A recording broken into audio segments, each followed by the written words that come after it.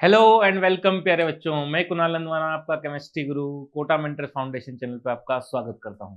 बच्चों, last lecture में हमने शुरू किया था हमारा एक यूनिक चैप्टर जिसका नाम था केमिकल रिएक्शंस एंड इक्वेशंस। कौन सा चैप्टर था बेटा? Chemical reactions and equation. तो उस चैप्टर में हमने बहुत सारी चीजें कल पढ़ ली थी, लास्ट लेक्चर में हमने पढ़ लिया था उसको। अब हम उसके आगे की बात करने जा रहे हैं, तो एक बार हम वापस से रिकॉल कर लेते हैं कुछ चीजों को। जो हमारा चैप्टर का नाम था बेटा, वो क्या था? Chemical reactions and equations. Chemical reactions and equation, इस चैप्टर को हमने लास्ट लेक्चर में शुरू किया था। ये चैप्टर बहुत इंपॉर्टेंट है, 6 मार्क्स का चैप्टर है। एक एक मार्क्स के यहाँ पर 3 क्वेश्चन देखने को मिलेंगे और 3 मार्क्स का यहाँ से एक क्वेश्चन देखने को मिलने वाला है। तो इस चैप्टर में हमने क्या क्या हमने कवर कर लिया था? तो हम यहाँ पर चेंजेस के बारे में पढ़ चुके थे। जो हमने चेंजेस के बारे में पढ़ा, चेंजेस हमने यहाँ 2 पढ़े। एक हमने पढ़ा केमिकल और दूसरा चेंज हमने पढ़ा फिजिकल चेंज। तो केमिकल चेंजेस क्या क्या होते हैं, फिजिकल चेंजेस क्या क्या होते हैं, ये सब हमने देखा। यहाँ पर ऐसे चेंजेस जहाँ पर नए सब्सटेंस, जो नया सब्सटेंस रिएक्शन में बन रहा है उसकी प्रॉपर्टी चेंज हो रही है, chemical property change, chemical identity change हो रही है, उस चेंजेस को क्या बोलेंगे? केमिकल चेंजेस बोलेंगे। और ऐसे चेंजेस जिसमें केवल और केवल फिजिकल प्रॉपर्टी से टेम्परेचर का होना, ऊपर नीचे जाना, या स्टेट, फिजिकल स्टेट चेंज होना, उस चेंज को क्या बोला जाएगा भैया? Physical change. तो ये चेंजेस के बारे में हमने वहां पर पढ़ा।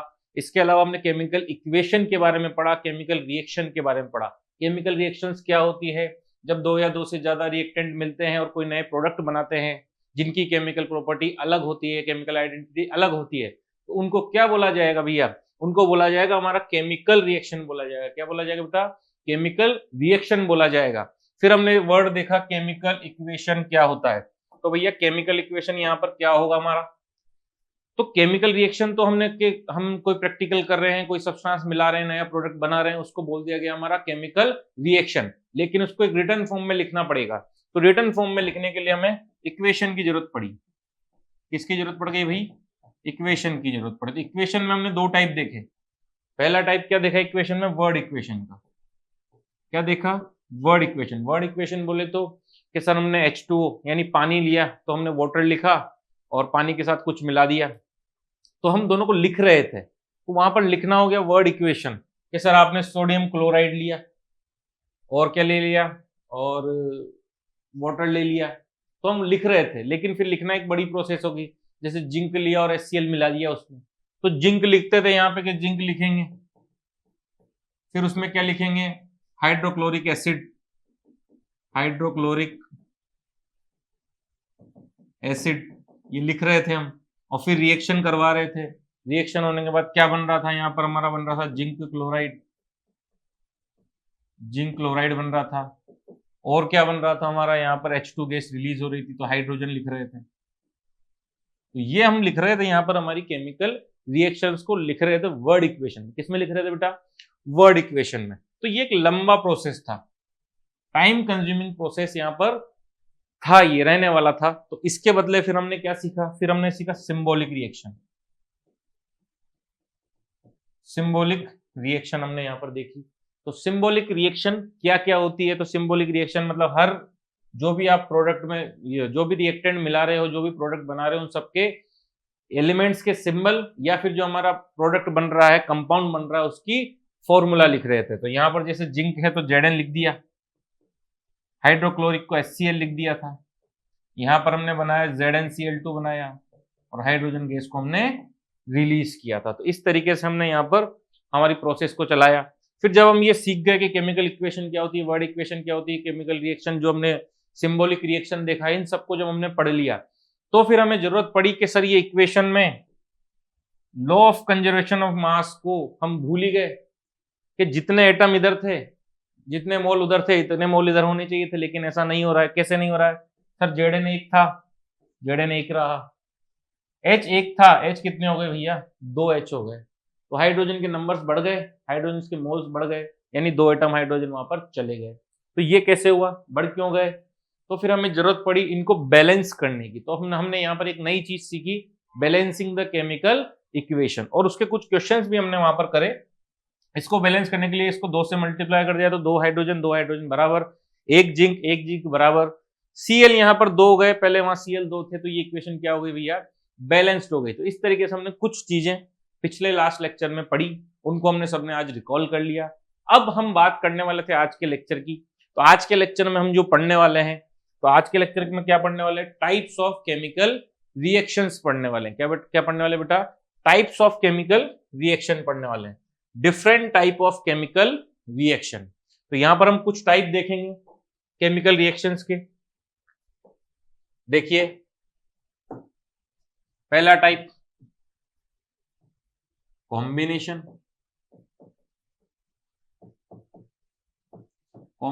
रिएक्शन पढ़ेंगे। दूसरा टाइप यहां पर क्या पढ़ने वाले हैं हम, एक कॉम्बिनेशन यानी कंबाइन करना, फिर डिकम्पोजिशन अलग अलग करना, डिकम्पोजिशन रिएक्शन पढ़ेंगे। दूसरा टाइप डिकम्पोजिशन रिएक्शन पढ़ लिया।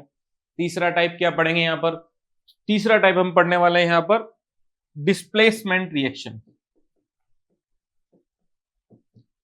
डिस्प्लेसमेंट रिएक्शन तीसरा टाइप क्या पढ़ने वाले बेटा, डिस्प्लेसमेंट रिएक्शन यहां पर हम पढ़ने वाले। अगला जो टाइप है, अगला टाइप जब डिस्प्लेसमेंट पढ़ लिया तो डबल डिस्प्लेसमेंट यहां पर हम पढ़ेंगे, डबल डिस्प्लेसमेंट रिएक्शन। अगला टाइप क्या पढ़ेंगे, डबल डिस्प्लेसमेंट रिएक्शन यहां पर हम पढ़ने वाले हैं बेटा। अगली डबल डिस्प्लेसमेंट के बाद हम पढ़ेंगे oxidation reduction, oxidation and reduction. Oxidation reduction को क्या बोला जाता है, रिडॉक्स रिएक्शन। रिडॉक्स रिएक्शन यहां पर हम पढ़ने वाले हैं। तो कुल मिलाकर यहां पर हम 5 टाइप की इक्वेशंस को, रिएक्शंस को पढ़ेंगे, एक एक को डीपली जानेंगे कि इसका मतलब क्या है, इसको कैसे डिफाइन किया जाएगा, हर चीज हम यहाँ पर पढ़ने वाले हैं। तो आज के लेक्चर में हमारा जो आज का शेड्यूल है, उस लेक्चर में हम ये सारी चीजें यहाँ पर कवर करने वाले हैं। Means combination reaction, decomposition reaction, displacement, double displacement, oxidation reduction जिसको रेडॉक्स भी बोला जाता है, ये सारी बातें हम यहाँ पर पढ़ेंगे। इनके भी टाइप्स थोड़े बहुत हम यहाँ पर पढ़ने वाले हैं। तो बात करें आज का पहला reaction, combination reaction. Combination reaction नाम से ही स्पष्ट है, कॉम्बिनेशन यानी कंबाइन होना। क्या होना, कंबाइन होना। बोले तो जब 2 या 2 से ज्यादा रिएक्टेंट मिल जाएं और मिलकर क्या बना ले, एक सिंगल कोई प्रोडक्ट बना ले। कोई एक सिंगल प्रोडक्ट बनाएंगे तो उसको क्या बोला जाएगा भाई, कॉम्बिनेशन रिएक्शन। जब 2 या 2 से ज्यादा रिएक्टेंट मिलकर एक प्रोडक्ट बनाएंगे, कितने प्रोडक्ट, एक सिंगल प्रोडक्ट बनाएंगे, तो उसको क्या बोला जाएगा, कॉम्बिनेशन रिएक्शन बोला जाएगा। क्या बोला जाएगा बेटा, combination reaction. Those chemical reaction which involve the combination of 2 or more substance, ऐसी केमिकल रिएक्शन जिसमें 2 या 2 से ज्यादा केमिकल सब्सटेंस को टू फॉर्म मिलाकर क्या बनाया जाए अ सिंगल न्यू सब्सटेंस, एक नया सिंगल सब्सटेंस बनाया जाए, एक सिंगल प्रोडक्ट बनाया जाए। मतलब 2 या 2 से ज्यादा रिएक्टेंट मिलकर एक प्रोडक्ट बना रहे हैं, तो उसको क्या बोला जाएगा भाई, उसको बोला जाएगा कॉम्बिनेशन रिएक्शन। क्या बोला जाएगा बेटा, कॉम्बिनेशन रिएक्शन उसको बोला जाएगा। देखेंगे कोई एग्जांपल, क्विक लाइम को अगर रिएक्ट कराया जाए वाटर के साथ तो क्या बन जाता है, स्लैग्ड लाइम। क्विक लाइम बिना बुझे हुए चूने को अगर पानी के साथ रिएक्ट करवाया जाए तो बुझा हुआ चूना बन जाता है, स्लैग्ड लाइम बन जाएगा। तो क्या होगा, जब हम क्विक लाइम देखेंगे हम CaO, कैल्शियम ऑक्साइड को, किसको, कैल्शियम ऑक्साइड की रिएक्शन जब पानी के साथ कराई जाती है, कैल्शियम ऑक्साइड को पानी मिला दिया जाए, पानी पिला दिया जाए, तो पानी पिलाने के बाद क्या बन जाएगा, CaOH होल ट्वाइस, 2 नीचे है ये, इस तरीके से है CaOH whole twice, solid form में CaOH होल ट्वाइस बनता है। कैल्शियम हाइड्रोक्साइड इसका नाम है, इसका नाम क्या है, कैल्शियम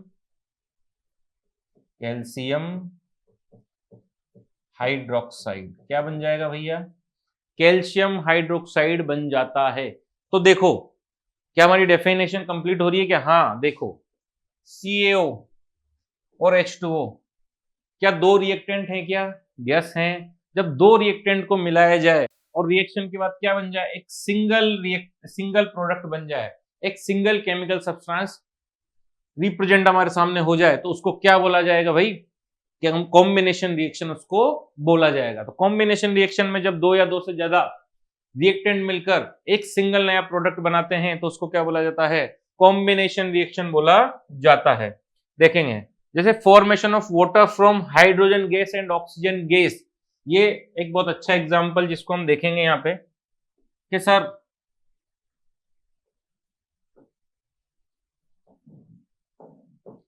हाइड्रोजन गैस को ऑक्सीजन के साथ मिलाया जाए इलेक्ट्रिक स्पार्क में तो क्या बन जाएगा भैया, हमारा H2O बन जाएगा।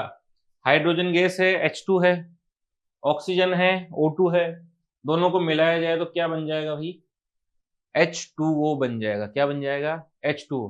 तो यहां पर भी हमारे दो रिएक्टेंट मिलकर एक सिंगल प्रोडक्ट बना रहे हैं तो इसको क्या बोला जा सकता है, तो इसको क्या बोला जा सकता है बेटा, केमिकल कॉम्बिनेशन केमिकल रिएक्शन इसको बोला जा सकता है। तो हम टाइप्स पढ़ रहे हैं यहाँ पर केमिकल रिएक्शन के, तो पहला वाला टाइप हमारा चल रहा है कॉम्बिनेशन रिएक्शन। तो कॉम्बिनेशन केमिकल रिएक्शन हम यहाँ पर कवर कर रहे हैं। अब यहाँ पर देखो एक एक्टिविटी आपको दी गई है जो आपके एनसीईआरटी से है, take a small amount of calcium oxide, जो अभी हम करके आए हैं उस एक्टिविटी आपकी बुक में भी दी है एनसीईआरटी में, इसलिए हमने यहाँ पर भी उसको मेंशन कर दिया है। तो हमने कैल्शियम ऑक्साइड को लिया है, क्विक लाइम उसको, जिसको क्विक लाइम भी बोला जाता है, slowly added water into this. तो हमने यहाँ पे कैल्शियम ऑक्साइड लिया था ये, और फिर हमने इसमें कौन मिला दिया, पानी मिला दिया। कौन मिला दिया भैया, H2O मिला दिया, पानी मिला दिया। तो जब पानी इससे मिलेगा तो मिलकर क्या बनाएगा, कैल्शियम हाइड्रोक्साइड बनाएगा। क्या बनाएगा भैया, कैल्शियम हाइड्रोक्साइड बनाएगा। तो ये इक्वेशन हमने पीछे देखी है अभी। तो CaO ने H2O के साथ रिएक्शन करके क्या बना लिया, कैल्शियम हाइड्रोक्साइड बना लिया, और इसके साथ यहाँ पर ये क्या भी रिलीज करेगा, हीट भी रिलीज करेगा।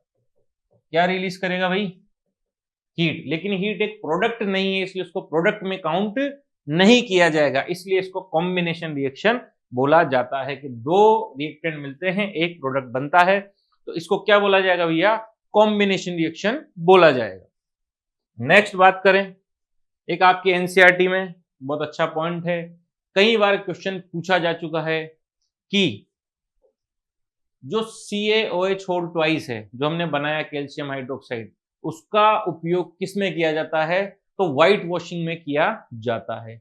दीवारों पर सफेदी करने के लिए इसका काम लिया जाता है। इससे देखो आपकी बुक में बहुत सारी बार पूछा गया है, एग्जाम में पूछा गया है, a solution of slaked lime produced by the reaction used for white washing, इसमें काम आएगा, व्हाइट वॉशिंग ऑफ वॉल्स में काम आएगा। Calcium hydroxide react slowly with the carbon dioxide in the air. तो ये पूछा जाता है, क्वेश्चन क्या पूछा जाता है, पहले वो बात कर लेते हैं।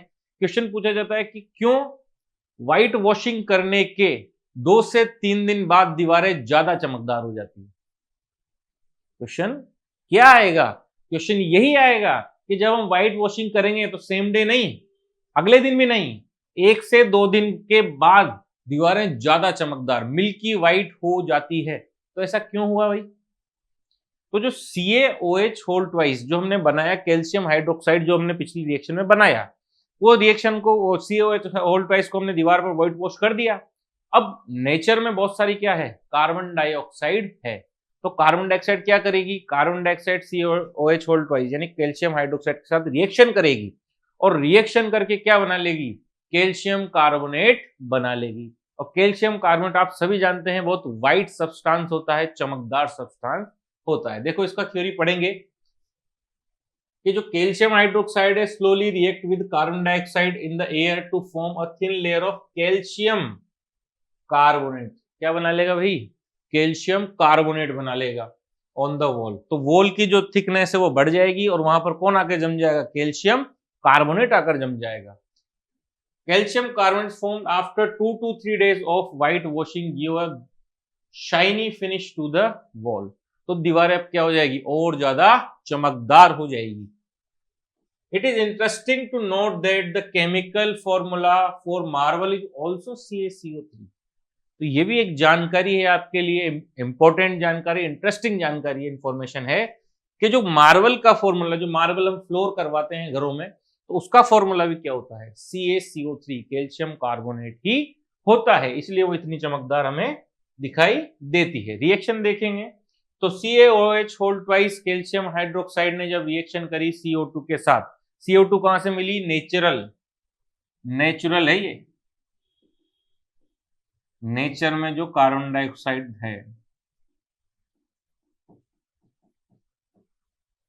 नेचर की कार्बन डाइऑक्साइड के साथ रिएक्ट करता है कौन, कैल्शियम हाइड्रोक्साइड, और रिएक्ट करके क्या बना लेता है, कैल्शियम कार्बोनेट बना लेता है और पानी रिलीज हो जाता है।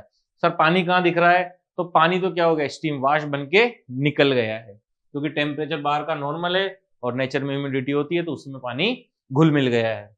तो यहां पर हमारे पास प्रोडक्ट क्या बना, CaCO3 बना, कैल्शियम कार्बोनेट बना, जो कि सफेदी 2 से 3 दिन बाद सफेदी को यही लाता है, इसी की थिन लेयर जमती है और ये शानदार चमक दिखाता है दीवारों पर। बात करें अपन बर्निंग ऑफ कोल,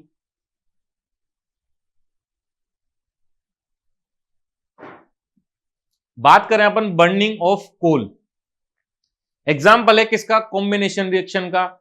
कि कॉम्बिनेशन रिएक्शन क्या पढ़ रहे थे कि जहां 2 से ज्यादा प्रोडक्ट रिएक्टेंट मिलेंगे और एक सिंगल प्रोडक्ट फॉर्म करेंगे तो वो क्या बन जाएंगे भैया, एक सिंगल प्रोडक्ट बना लेंगे, उसको बोलेंगे कॉम्बिनेशन रिएक्शन। देखो यहां पर एक कार्बन था, सॉरी यहां पर हमारा एक कार्बन था, कार्बन ऑक्सीजन के साथ मिलता है और मिलकर क्या बना लेता है भैया, CO2 गैस बना लेता है। तो कार्बन, उसको आपने ऑक्सीजन की प्रेजेंस में बर्न किया, जलाया है, कार्बन को जलाओगे, जब जलाओगे तो जलाने के लिए सबसे ज्यादा इंपॉर्टेंट गैस होती है ऑक्सीजन, तो कार्बन ऑक्सीजन के साथ मिला, जल रहा है और जलकर क्या बना रहा है, CO2 गैस बना रहा है।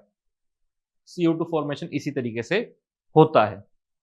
जलना बोले तो हीट होना, जहां कार्बन हीट होगा ऑक्सीजन की प्रेजेंस रहेगी और क्या बना लेगा भैया, वो CO2 गैस बना लेगा। नेक्स्ट अगर हम बात करें, कुछ और एग्जांपल्स यहां पर एकदम देख लेते हैं फटाफट से। H2 और Cl मिलता है, हाइड्रोजन गैस और Cl मिलता है किसकी प्रेजेंस में, सनलाइट की प्रेजेंस में, तो क्या बना लेते हैं भैया, HCl, हाइड्रोक्लोरिक एसिड बना लेते हैं। क्या बना लेते हैं, हाइड्रोक्लोरिक एसिड बना लेते हैं। क्या बना लेते हैं, हाइड्रोक्लोरिक एसिड। तो यहां पर भी आप देख पा रहे हैं कि 2 रिएक्टेंट मिलकर क्या बना रहे हैं, सिंगल प्रोडक्ट फॉर्म कर रहे हैं। तो ये किसका एग्जांपल हुआ, कॉम्बिनेशन केमिकल रिएक्शन का एग्जांपल हुआ। नेक्स्ट अगर हम बात करें तो NO और O2 मिलकर NO2, nitrogen oxide, nitric oxide और ऑक्सीजन मिलकर नाइट्रोजन ऑक्साइड फॉर्म कर रहे हैं। तो यहां पर भी हमारे 2 रिएक्टेंट मिलकर सिंगल प्रोडक्ट फॉर्म कर रहे हैं। ये भी किसके एग्जांपल हुए, हमारे केमिकल कॉम्बिनेशन रिएक्शन के एग्जाम्पल हुए। एक एग्जाम्पल और, FeS के साथ मिलेगा, हीट देंगे उसको तो FeS बन जाएगा। तो ऐसे बहुत सारे एग्जाम्पल्स हम देख पा रहे हैं। अब नेक्स्ट बात करें हमारी अगली केमिकल रिएक्शन के टाइप की। तो हमने टाइप्स पढ़ रहे हैं, पहला हमने केमिकल कॉम्बिनेशन रिएक्शन को खत्म किया, अब केमिकल डीकम्पोजिशन रिएक्शन की हम बात करने वाले हैं। सेकेंड टाइप की रिएक्शन है डीकम्पोजिशन रिएक्शन। नाम से ही क्लियर है भाई, नाम से ही क्या क्लियर है, नाम से ही क्लियर है, डीकम्पोजिशन, कोई कंपोजिशन के टुकड़े कर देना।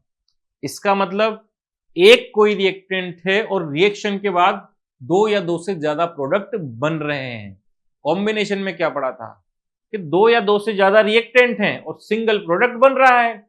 लेकिन यहां डीकम्पोजिशन है, डीकम्पोजिशन में क्या पढ़ेंगे कि एक सिंगल क्या है हमारा रिएक्टेंट है और 2 या 2 से ज्यादा क्या बन रहे हैं, प्रोडक्ट बन रहे हैं, तो उसको क्या बोलेंगे, डीकम्पोजिशन रिएक्शन बोलेंगे। कुछ पॉइंट्स फटाफट से रिकॉल करते हैं। Those chemical reaction in which a compound break down to produce 2 और more simpler substance are known as decomposition reaction. वही जो मैंने आपको बताया वही यहाँ पर लिखा हुआ है कि जब एक सिंगल रिएक्टेंट मिलकर कोई रिएक्शन करेगा और रिएक्शन करने के बाद 2 या 2 से ज्यादा क्या बन जाएंगे, प्रोडक्ट बन जाएंगे, तो उसको क्या बोलेंगे, डीकम्पोजिशन रिएक्शन बोलेंगे। क्या बोलेंगे भैया, उसको डीकम्पोजिशन रिएक्शन बोलेंगे। मुख्य इसकी बात यह है कि ये जो रिएक्शन टेक प्लेस होती है, एनर्जी रिक्वायर्ड है इसमें, कोई प्रोडक्ट रखा हुआ है, कोई रिएक्टेंट रखा हुआ है, कोई प्रोडक्ट ही है, रिएक्टेंट क्या है, एक कोई चीज सब्सटेंस रखा हुआ है, तो रखे रखे में तो कोई चेंजेस आएंगे नहीं। तो चेंजेस लाने के लिए हमें उसको क्या देनी पड़ेगी, कोई एनर्जी देनी पड़ेगी। अब एनर्जी किसी भी फॉर्म में हो सकती है, सनलाइट की फॉर्म में हो सकती है, हीट थर्मल हो सकती है, इलेक्ट्रिक हो सकती है, किसी भी टाइप की हो सकती है।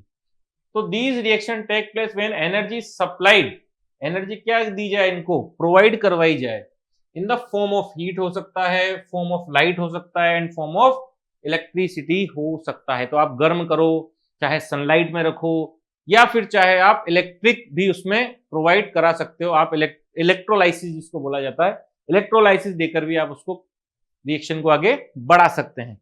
तो लेकिन रिक्वायरमेंट है किसी भी इन तीनों में से किसी भी टाइप की एनर्जी उसको देनी पड़ेगी। एनर्जी दोगे तभी सब्सटेंस चेंज होगा और ब्रेक होगा अलग अलग प्रोडक्ट्स में। और अलग अलग प्रोडक्ट में ब्रेक होने वाली रिएक्शन ही क्या कहलाती है, डीकंपोजिशन रिएक्शन कहलाती है। तो नेक्स्ट अगर बात करें, it may be noted that decomposition reaction are just the reverse of combination reaction. क्या ये बात मैंने बताई? यस, कि वहां हम क्या पढ़ रहे थे कॉम्बिनेशन रिएक्शन में, कि दो या दो से ज्यादा रिएक्टेंट मिलकर एक सिंगल प्रोडक्ट फॉर्म करते हैं तो कॉम्बिनेशन रिएक्शन। यहां सिंगल प्रोडक्ट टूटकर क्या बन जाता है, सिंगल रिएक्टेंट टूटकर क्या बन जाता है, अलग अलग टाइप के प्रोडक्ट बना देता है, यानी दो या दो से ज्यादा प्रोडक्ट बना देता है, तो उसको क्या बोलते हैं, कॉम्बिनेशन। तो कॉम्बिनेशन और डीकॉम्बिनेशन, ये डीकंपोजिशन दोनों क्या है, एक दूसरे के रिवर्स हैं, विपरीत हैं, अलग अलग हैं, दोनों एक दूसरे से विपरीत विचार रखते हैं। अब बात करें कि सर एनर्जी कौन कौन सी देनी पड़ेगी, तो थर्मल एनर्जी यानी कि हीट देना, वो यहां पर हमें दिखाई दे रहा है। उसके बारे में अगर हम बात करें कुछ, देखो thermal decomposition reaction, thermal decomposition reaction, yes, thermal decomposition reaction की बात करेंगे तो थर्मल डीकंपोजिशन रिएक्शन क्या होगी भैया, chemical reaction in which the decomposition is achieve by supplying heat energy. तो हर टाइप की डीकंपोजिशन रिएक्शन में आपको एनर्जी तो देनी ही पड़ेगी। तो थर्मल में क्या देना पड़ेगा, हीट देनी पड़ेगी। It are called thermal decomposition reaction. तो ऐसी रिएक्शन जिसमें हीट देकर क्या कराया जा रहा हो, डीकंपोजिशन कराया जा रहा हो, अलग अलग प्रोडक्ट बनाए जा रहे हो, तो उस रिएक्शन को क्या बोलेंगे, थर्मल डीकंपोजिशन रिएक्शन बोलेंगे। जैसे कि decomposition of ferrous sulphate, ferrous sulphate जब हम लेंगे तो ग्रीन कलर का एक क्रिस्टल होगा, तो धीरे धीरे उसको जब हीट दी जाएगी तो उसका ग्रीन कलर क्या हो जाएगा, ग्रेजुअली फेड्स हो जाएगा, कम हो जाएगा और धीरे धीरे गायब हो जाएगा। और उसमें जब सल्फर जलेगा तो एक रोटन एग की जैसी स्मेल आने वाली है। पढ़ लेते हैं इसको। The green colour of the ferrous sulphate crystal gradually fades away and like a rotten egg smell of burning sulphur is found. The thermal decomposition, thermal decomposition यहां पर देखो किसका हो रहा है, FeSO4.7H2O, फेरस सल्फेट का .7H2O, ये ferrous sulphate का हमारा मॉलिक्यूलर फॉर्मूला होता है। तो सबसे पहले जब उसको हीट दोगे, गर्म करोगे, तो सबसे पहले तो उसके 7H2O के पानी के क्रिस्टल क्या हो जाएंगे, अलग हो जाएंगे, पानी वहां से अलग हो जाएगा। तो सबसे पहला काम क्या हुआ भाई, पानी का अलग होना, सबसे पहले तो पानी अलग हुआ। अब हमारे पास कौन बचा, FeSO4 सॉलिड फॉर्म में बच रहा है।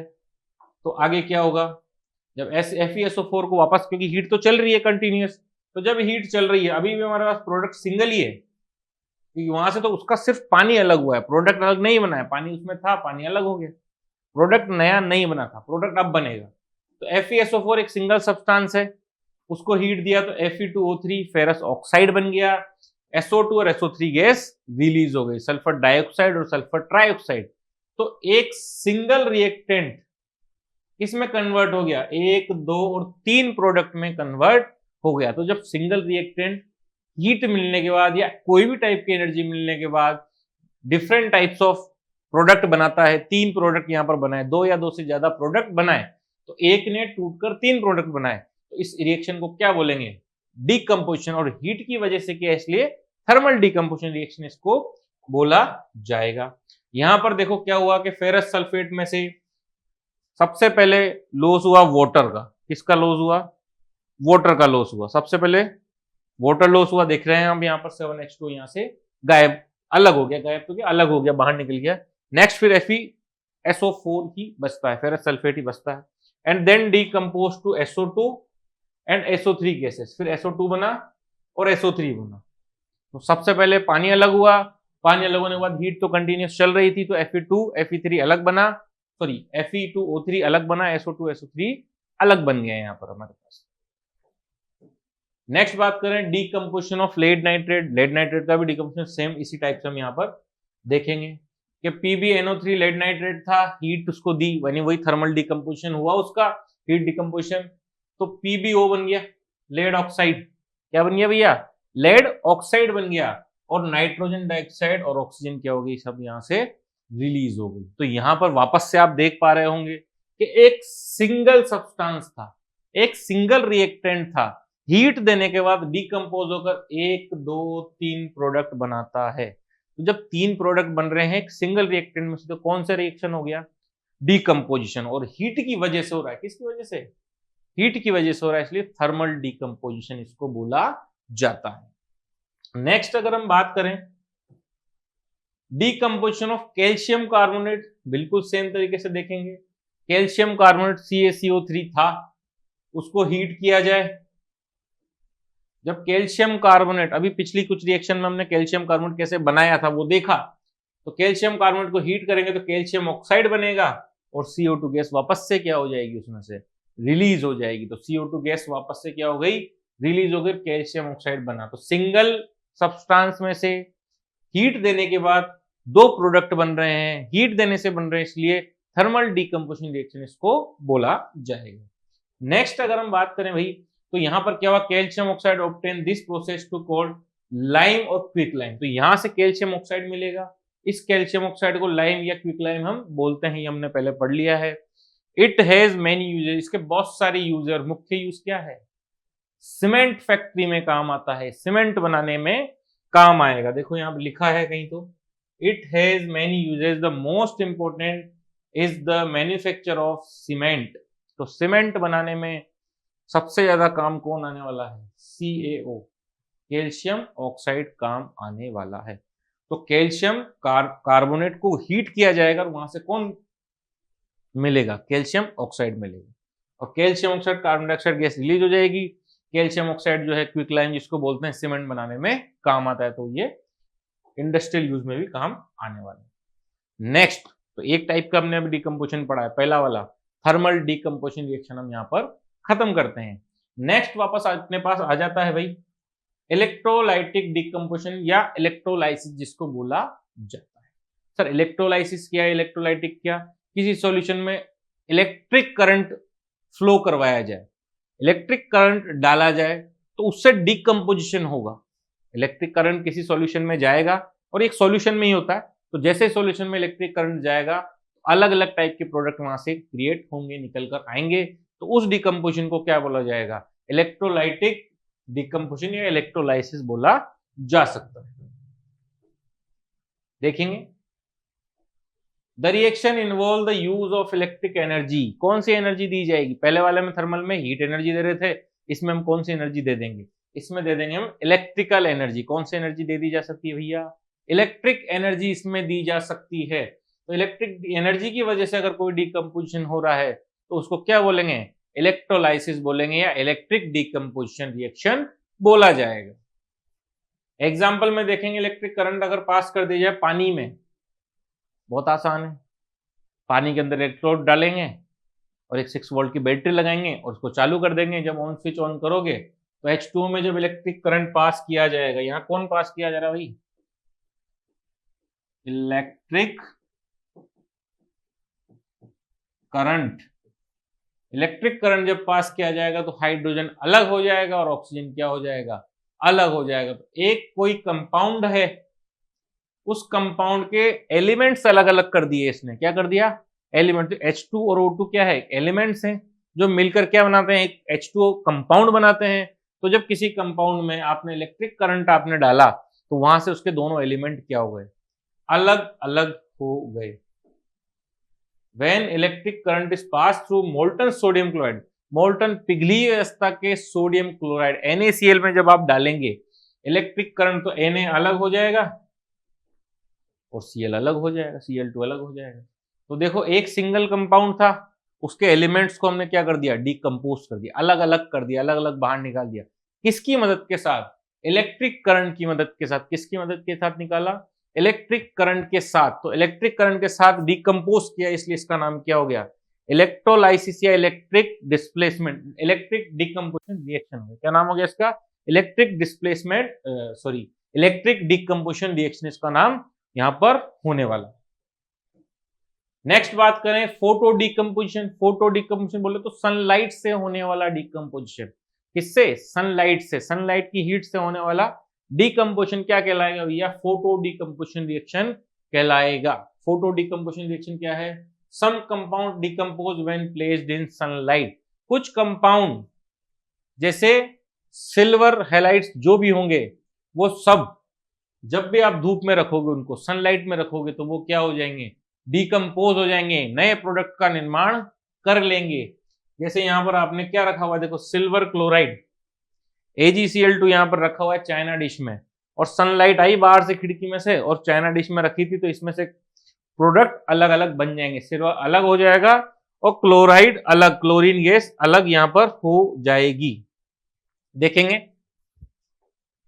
AgCl व्हाइट था, सनलाइट में आपने रख दिया, ये डायग्राम में देख पा रहे हैं, सनलाइट में रखा आपने, और सनलाइट में रखने के बाद Ag अलग हो गया, यानी Ag बोले तो silver, silver silver grey colour का होता है, चमकीला कलर, तो सिल्वर अलग हो गया और हमारा क्लोरीन क्या हो गया, रिलीज हो गया, गैसियस फॉर्म में बाहर निकल गया। तो AgCl में आप सनलाइट में रखोगे तो क्लोरीन अलग हो जाएगा और सिल्वर हमारा अलग हो जाएगा। तो इस तरीके से रिएक्शन चली, किसकी वजह से चली, सनलाइट की वजह से चली, और सिंगल सब्सटेंस से दो सब्सटेंस, दो प्रोडक्ट यहां पर फॉर्म हुए हैं, इसलिए डिकम्पोजिशन बोलेंगे, और सनलाइट की वजह से हुआ इसलिए फोटो डिकम्पोजिशन इसको बोला जाता है। अब यहां पर अगर बात करें तो AgCl कर सकते हो, चाहो आप AgBr का भी एग्जांपल ले सकते हो। If we take silver bromide in place of silver chloride, it is also converted into gray colored silver। तो ग्रे कलर के सिल्वर में आप AgCl लो चाहे AgBr लो, आपको इसी तरीके से Ag अलग से प्राप्त हो जाएगा, सिल्वर या ग्रे कलर जिसको बोलते हैं उस कलर में ये मिलेगा। एक पॉइंट यहां पर लिखा हुआ है चुपचाप से, decomposition reactions are generally endothermic in nature. Endothermic कौन सी रिएक्शन, ऐसी रिएक्शन जिसको चलने के लिए एनर्जी की रिक्वायरमेंट होती है, उसको क्या बोला जाएगा भैया, एंडोथर्मिक रिएक्शन बोला जाएगा।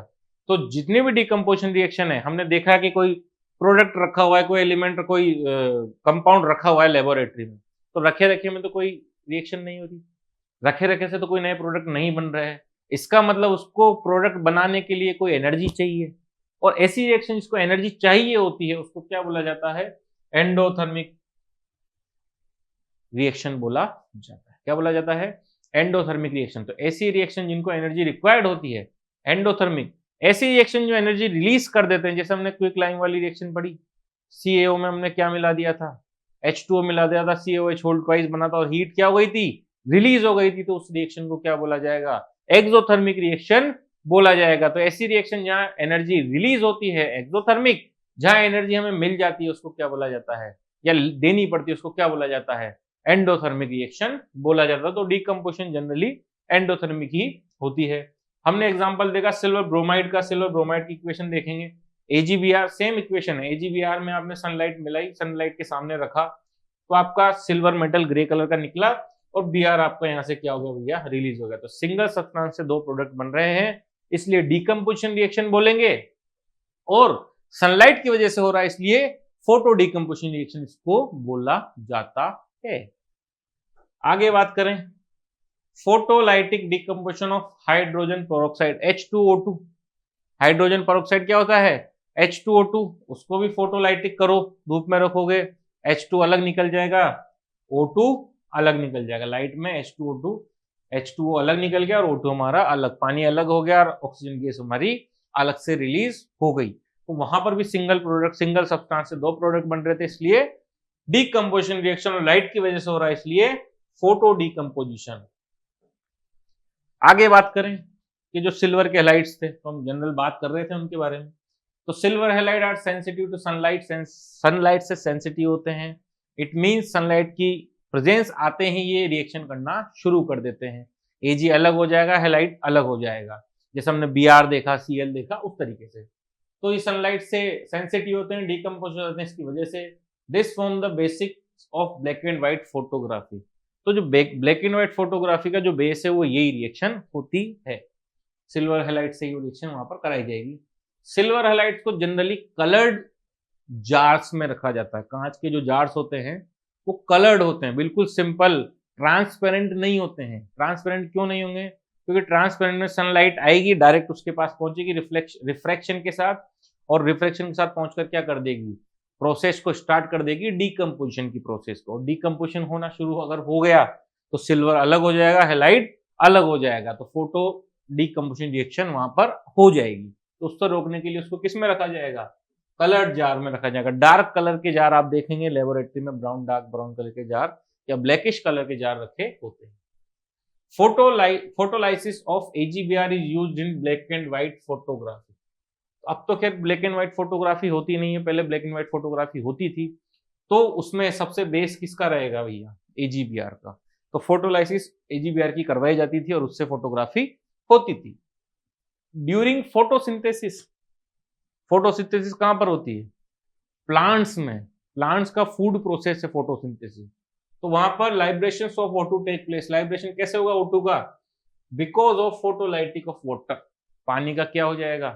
फोटोलाइसिस हो जाएगा, यानी पानी टूट जाएगा और वहां से O2 गैस रिलीज होगी। हाइड्रोजन पेरोक्साइड पिछले पेज में हमने देखा, इज केप्ड इन कलर्ड बोतल so as to cut off light. तो कलर्ड बोतल में, क्योंकि जैसे सिल्वर हैलाइड वैसे ही हाइड्रोजन पेरोक्साइड, क्योंकि लाइट से रिएक्शन करते हैं ये। सनलाइट की प्रेजेंस में क्या हो जाएंगी, या किसी भी लाइट की प्रेजेंस में क्या हो जाएंगे? डीकम्पोज हो जाएंगे। H2 अलग हो जाएगा, O2 अलग हो जाएगा। इसलिए H2O2 को भी किस में रखा जाता है? कलर्ड जार में, कलर्ड बोटल्स में इसको रखा जाता है। नेक्स्ट बात करें, decomposition reaction in which a compound decompose into its element is known as analysis reaction. कुछ भी नहीं है, यही डीकम्पोजिशन रिएक्शन है। बस इसमें बताया, जैसे हमने पिछले H2O का एग्जांपल पिछली स्लाइड पर देखा था कि H2O किस में टूट गया? H2 और O2 में टूट गया।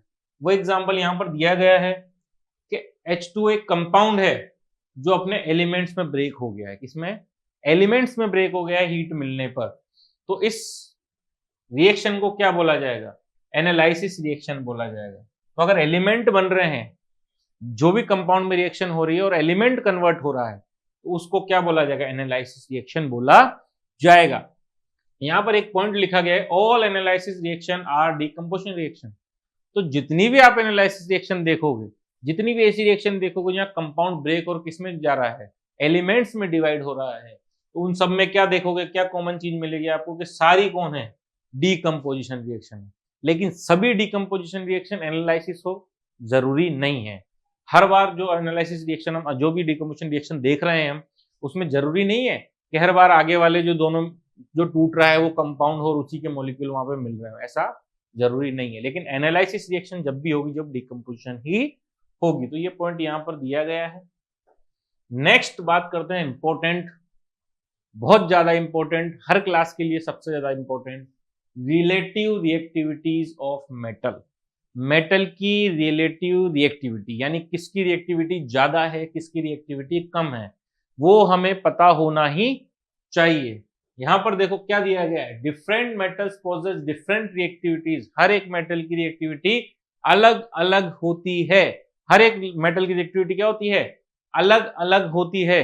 The arrangement of the metals in a vertical column, एक वर्टिकल कॉलम में मेटल्स का क्या कर दो? अरेंजमेंट कर दो। ऑफ देयर डिक्रीजिंग रिएक्टिविटी, मतलब बोले तो सबसे ज्यादा रिएक्टिविटी सबसे ऊपर, उससे कम उसके नीचे, सबसे नीचे, सबसे नीचे, सबसे नीचे कौन रहेगा?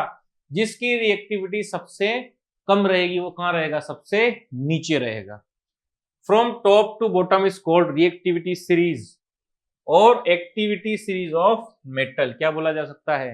रिएक्टिविटी सीरीज या एक्टिविटी सीरीज ऑफ मेटल बोला जा सकता है। तो यहां पर अगर हम बात करें तो वैसे ये टॉपिक आपका जो चैप्टर 3 है मेटल्स एंड नॉन मेटल्स, वहां पर पढ़ाया जाता है। लेकिन अगला जो टाइप हम रिएक्शन का पढ़ेंगे उसमें ये काम आने वाला है। तो काम आने वाला है, इसलिए काम की बातें पहले पढ़ लेनी चाहिए। वहां पर फिर पढ़ लेंगे एक बार और। तो एनसीईआरटी में आपके एक टेबल दी गई है, कुछ इस तरीके से वो दिखती है। मोस्ट रिएक्टिव, रिएक्टिविटी डिक्रीज होती जा रही है, और लेस रिएक्टिव, लीस्ट रिएक्टिव सबसे कम। तो ऊपर से नीचे आने पर रिएक्टिविटी क्या हो रही है, कम होती जा रही है, यानी हाई रिएक्टिव ऊपर रहेगा, उससे कम नीचे, उससे कम नीचे, सबसे कम सबसे नीचे रहने वाला है। अब रिएक्टिविटी सीरीज को एक बार पहले पढ़ते हैं और समझते हैं कि ये क्या बताना चाह रही है। देखो आप, potassium, sodium, calcium, magnesium, aluminium, zinc, iron, lead, hydrogen. Hydrogen क्यों भाई, ये तो मेटल है ही नहीं, लेकिन इसकी स्थिति स्पष्ट नहीं है, और ये कभी कभी इस तरीके से +1 वैलेंसी शो करेगा, इसलिए इसको इस सीरीज में रखा जाता है। और रही बात कॉपर की, तो वहां पर इसका डिस्प्लेसमेंट होता है। तो कॉपर, मर्क्यूरी, सिल्वर, गोल्ड, ये सब यहां पर हम टेबल में देखने जा रहे हैं। तो इस तरीके से सीक्वेंस आपको याद करना है, potassium, sodium, calcium, magnesium, aluminium, zinc, iron, lead, hydrogen, copper, mercury, silver और गोल्ड, प्लेटिनम यहां पर रहता है। तो इस तरीके से आपकी एनसीईआरटी में जो दी गई हमने वो आप पर मेंशन कर दिया है। तो अब इसको याद किस तरीके से किया जाए, तो रिएक्टिविटी सीरीज को याद करने की जबरदस्त ट्रिक यहां पर आपको मिलेगी। देखते हैं क्या ट्रिक है। कुछ पेन का कलर अच्छा ले लिया जाए, कुछ पेन का कलर अच्छा ले लिया जाए। पेन का कलर क्या लिया जाए, ग्रीन ले लिया जाए। देखेंगे रिएक्टिविटी सीरीज को याद करने की जो आसान ट्रिक है उसके बारे में हम यहां पर बात करने वाले हैं। तो सबसे पहले याद करो एक एक्ट्रेस को जिसका नाम के से शुरू होता है। के से एक्टर का नाम भी शुरू होता है, कुणाल, लेकिन नहीं, हमें याद करनी है एक्ट्रेस। एक्ट्रेस कौन सी याद करनी है हमारे को, एक्ट्रेस हमें याद करनी है कैटरीना। क्या, कैटरीना। कैटरीना कहती है किससे, विकी कौशल से। कैटरीना विकी कौशल से क्या कहती है भाई, कैटरीना बोलती है विकी कौशल से कि कैटरीना ने कार मांगी। कैटरीना ने क्या मांगा, कार मांगी विकी कौशल से। कौन सी मांगी, कि अल्टो दिला दे, जेन दिला दे, फरारी दिला दे। कैटरीना ने कार मांगी, अल्टो, जेन, फरारी। फिर भी हाय क्यों, फिर भी हाय क्यों विकी कौशल ने। HG बोले तो मर्क्यूरी, मर्क्यू बोले तो मिली, मिली। AG, AU, AG बोले तो सिल्वर, AG बोले तो सिल्वर। और AU बोले तो ओडी। क्या मिल गया भैया उसको, ओडी मिल गई। तो कैटरीना ने कार मांगी, कौन कौन सी कार मांगी, एल्यूमिनियम दिला दे यानी ऑल्टो दिला दे, जिंक दिला दे यानी जेन दिला दे, FE फरारी दिला दे। फिर भी हाय क्यों मिली सिल्वर ऑडी। एक बार वापस से पढ़ें, देखो कैटरीना ने कार मांगी, मांगी ऑल्टो, जेन, फरारी। फिर भी हाय क्यों मिली सिल्वर ऑडी।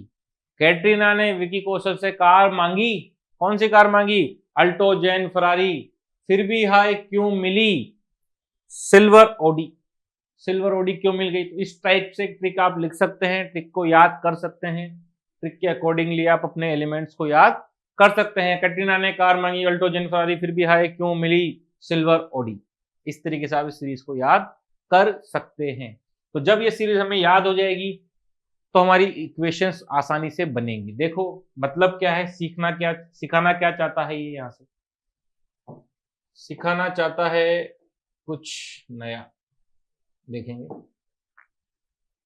कि ये सबसे ज्यादा रिएक्टिव है, ये उससे कम, ये उससे कम, ये उससे कम, ये उससे कम, ये उससे कम। तो अगली जो हमारी टाइप्स ऑफ रिएक्शन आ रही है वो हम पढ़ने वाले हैं, डीकंपोजिशन तो पढ़ ली। डिस्प्लेसमेंट रिएक्शन कौन सी पढ़ने वाले हैं, डिस्प्लेसमेंट रिएक्शन। तो डिस्प्लेसमेंट रिएक्शन क्या होता है, डिस्प्लेसमेंट रिएक्शन के बारे में थोड़ा सा देखेंगे, फिर अपन इस पेज पे आते हैं। डिस्प्लेसमेंट रिएक्शन ऐसी रिएक्शन जिसमें high reactive element less reactive element को भगा देगा, यानी इक्वेशन में से बाहर निकाल देगा और खुद उसकी जगह जाकर बैठ जाएगा। सब कैसे देखेंगे, चलिए। Those reaction in which a more reactive element displace or remove another less reactive element from a compound are called displacement reaction। बोले तो क्या होगा कि एक सॉल्यूशन में, कोई भी सॉल्यूशन है, वहां पर अगर कोई भी एलिमेंट, कोई कंपाउंड बना हुआ है और अगर उसमें कुछ हाई रिएक्टिव एलिमेंट डाल दिया जाए तो वो लेस रिएक्टिव एलिमेंट को वहां से उठाकर भगा देगा, अलग कर देगा, डिस्प्लेस कर देगा। इसलिए इस रिएक्शन का नाम क्या होता है, डिस्प्लेसमेंट रिएक्शन होता है। समझेंगे कैसे कि कोई छोटा बच्चा है, कोई बड़ा बच्चा है, तो जब छोटा बच्चा है तो उस रूम का वही मालिक, वही शैतान, हर आदमी को उसी की बात माननी पड़ेगी। लेकिन जब उससे कोई बड़ा आ जाएगा तो अब वो छोटा हो गया, बड़े ने आकर उसको बोला चल पानी लेके आ, तो उस रूम से उसको वो भगा सकता है। तो जब ज्यादा पावरफुल आएगा तो कम पावरफुल भाग जाएगा, वहां से कम पावरफुल को वो हटा देगा। तो high reactive element low reactive या लेस रिएक्टिव एलिमेंट को क्या कर सकता है, डिस्प्लेस कर सकता है, और डिस्प्लेस करके क्या कर सकता है, खुद उसकी जगह पर जाकर बैठ सकता है। तो सर हमें कैसे पता लगेगा कौन हाई रिएक्टिव कौन लेस रिएक्टिव, तो देखेंगे ये हाई रिएक्टिव, ये सारे इससे कम, इसके ऊपर ये इससे ज्यादा रिएक्टिव, इसके नीचे वाले इससे कम रिएक्टिव, यानी Na और Ca में से कौन हाई रिएक्टिव, तो Na high reactive, Ca less reactive. Ca और Al में से अगर बात करें तो Ca more reactive, Al less reactive. Al और Fe में से बात करें तो Al हाई रिएक्टिव और Fe लेस रिएक्टिव। Pb और Hg में बात करें तो Pb जो है हाई रिएक्टिव, H जो है वो है लो रिएक्टिव। Cu और Ag में बात करें तो Cu क्या है, हाई रिएक्टिव, और Au Ag क्या है, लेस रिएक्टिव। तो जो ऊपर है वो हाई रिएक्टिव, जो नीचे है उसके नीचे वाला उससे लो रिएक्टिव ही रहेगा। तो इसको अगर हम वहां पर देखें तो कोई इक्वेशन देखें, जब यहां पर दिखाई दे रहा है कि Fe है और CuSO4 है, तो Fe कहां आएगा, ऊपर। Fe बोले तो फरारी, और Cu बोले तो क्यों, हाई क्यों। तो कैटरीना ने कार मांगी, ऑल्टो जेन फरारी, फिर भी हाई क्यों, तो क्यों तो नीचे आया। तो ये क्या हो गया भैया, हमारा लेस रिएक्टिव हो गया। ये मेरा क्या हो गया, हाई रिएक्टिव हो गया। तो लेस रिएक्टिव किसी सॉल्यूशन में बैठा हुआ था, कॉपर सल्फेट एक सॉल्यूशन में कहीं बैठा हुआ है, और उस सॉल्यूशन में अगर आयरन डाल दी जाए, एक लोहे की कील डाल दी जाए, तो क्या होगा, ये लोहे की कील इस कॉपर को यहां से भगा देगी। क्या कर देगी भैया, कॉपर को यहां से भगा देगी कि चल पानी लेके आ।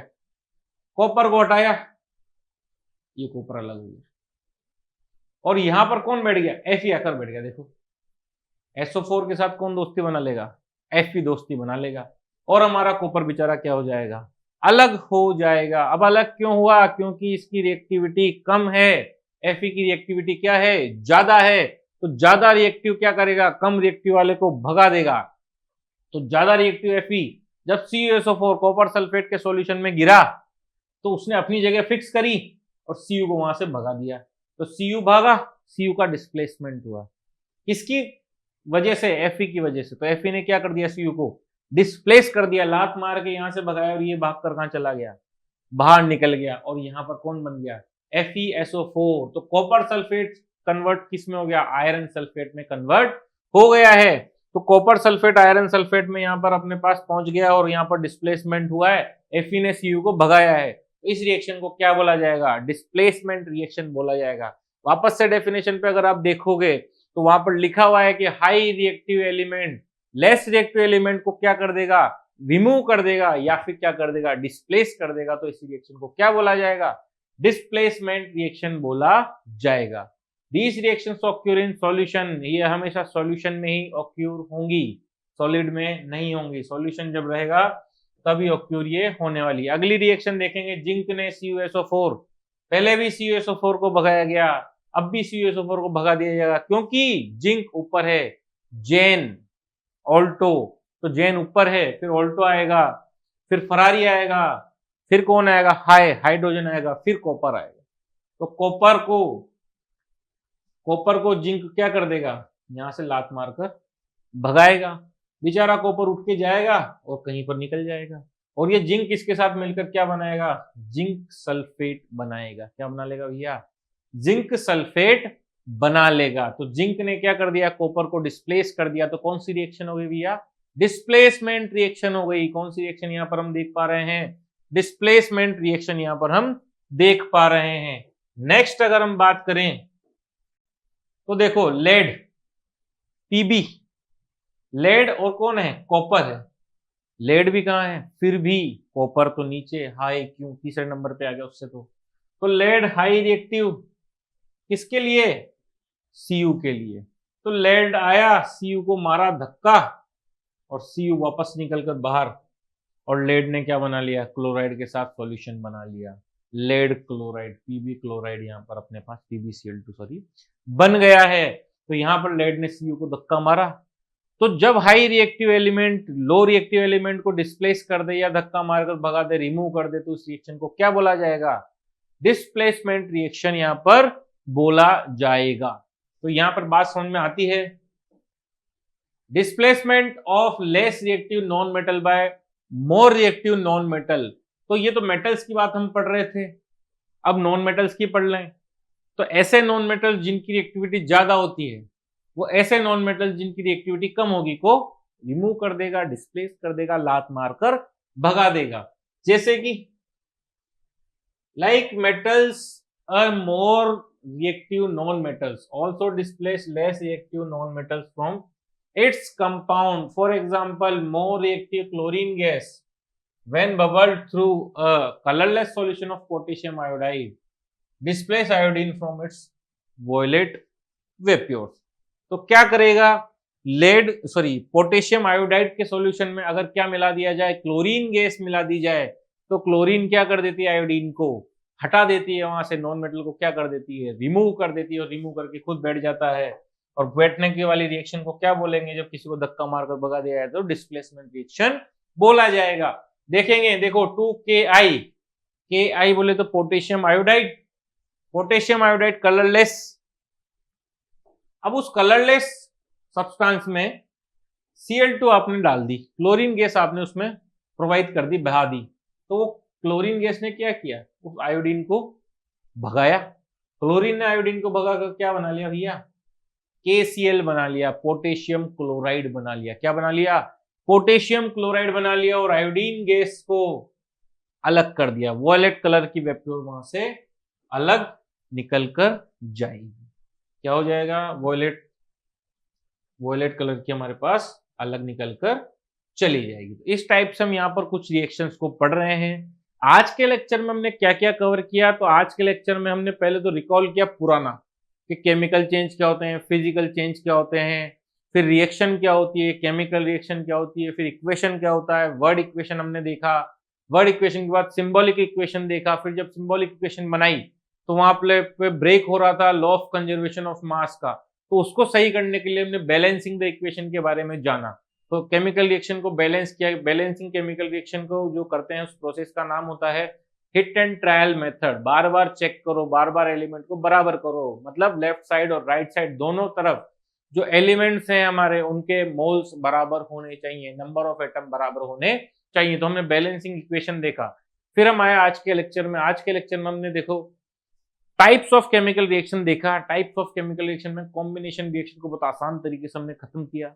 उसके बाद हमने डीकम्पोजिशन रिएक्शन के 3 पार्ट में उसको खत्म किया, जिसमें हमने थर्मल डीकम्पोजिशन देखा, फोटोलाइटिक देखा और इलेक्ट्रोलाइटिक देखा। 3 टाइप्स उसको हमने खत्म किया। फिर हमने most important topic reactivity series को यहाँ पर एक ट्रिक से, आसान ट्रिक से समझा।